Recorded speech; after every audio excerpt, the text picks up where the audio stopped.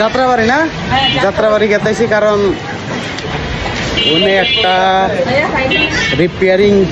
mobile repairing স্টোরের promotion আছে তো ওই তো যাত্রাবাড়া যাত্রা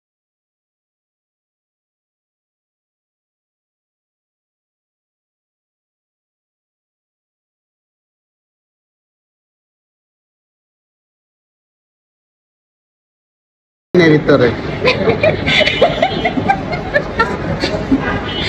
থেকে পেট্রোল ঢুকাবেন নাকি রেস্টুরেন্টে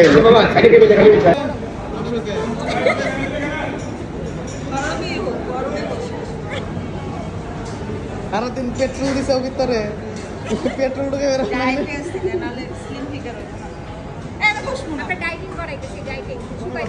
জয়া আঙ্গ দুজনরে বিনো করে দিছে